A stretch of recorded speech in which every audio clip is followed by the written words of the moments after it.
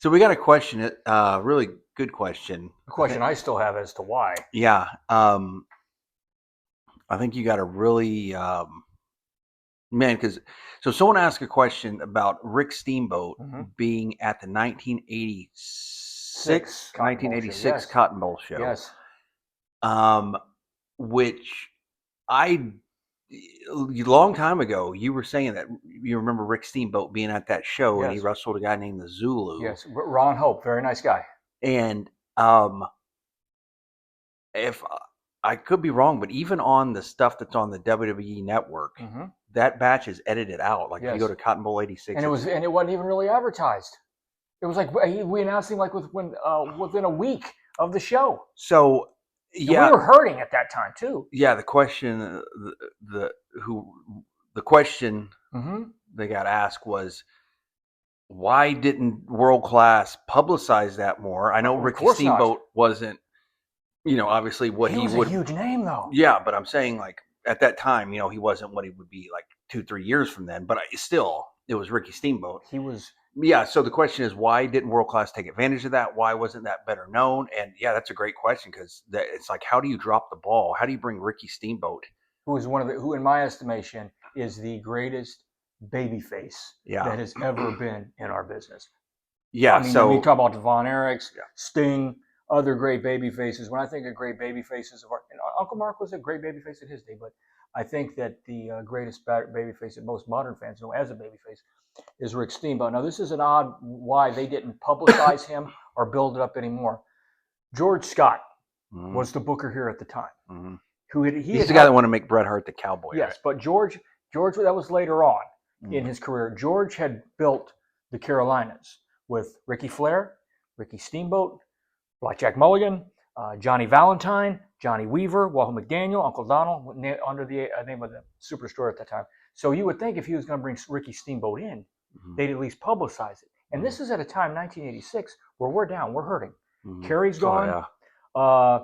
Chris Adams is now in jail. That's why he couldn't wrestle Chris Adams. That would have been a good one. He had Chris in a heel. So you figured you would have maybe tried to you'd have given Ricky at least somewhat of a build. And Dad was like, we're going to bring in Ricky because Dad knew him from the Carolinas both times. Oh yeah, yeah. He was a huge star in the Carolinas. Yeah. Way before he ever went to work for Vince. Yeah. You know how many sellouts him and Ricky Flair did? Working for the United States title in the late 70s, early 80s, and then he was a tag team champions, him and Jay Youngblood. I forgot about that. That program with them and Slaughter and Kernoodle, that thing was over heavy. Yeah. And then they worked with Jack and Jerry at the first start. Ricky Steamboat was a major star. Every wrestling fan who had seen a wrestling magazine knew who he was. So to have him come in here and give him 1 week of pub and not show the match, and no disrespect, but to book him with Ron Hope, why don't you put him with Bam Bam Bigelow? Yeah. Why don't you make him tag team partners with the Dingo against Buzz and Matt? Give him something, and don't just bring him in for one night. Bring him in for a couple weeks. Let Uncle Timmy do a job for him. He'd be happy to have done it with the karate chop off the top rope. Make him a partner with the Von Erich. Do something with him, and particularly in a building the size of the Cotton Bowl, you'd want to. And Dad was like, I never understood this, but George Scott, to his defense, it's been well thought, or wrongly thought, but it's been a well-known conspiracy theory that he came here to book Fritz's business, to kill the business. That's not true. Right. George, at this point in time in his career, was kind of burnout and wasn't really too sure. Kept very good records, though, because I saw the records that he kept when Dad took the two bookers after him in 87. George, a few months later, if you remember, actually a few weeks later, because you always built for Christmas, Thanksgiving after the Cotton Bowl, he had booked a match with Dad, with Abby and Bruce, to be a loser leave town match in the cage. Dad and Bruce see this and they're like, oh, we didn't go over this.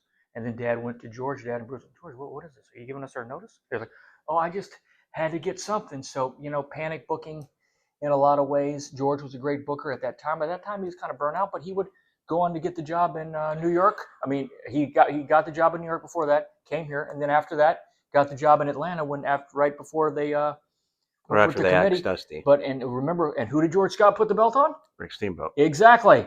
So just things happen, and George was a good man, a nice man, a great worker, a big star in the Carolinas, and a competent booker. And I will say this was was probably the last bastion of sanity that existed in Atlanta. So Boggles the mind as to why Ricky the Dragon Steamboat, the greatest babyface of all time, wasn't used better or more prominently, or even advertised for that matter, in a show like the Cotton Bowl.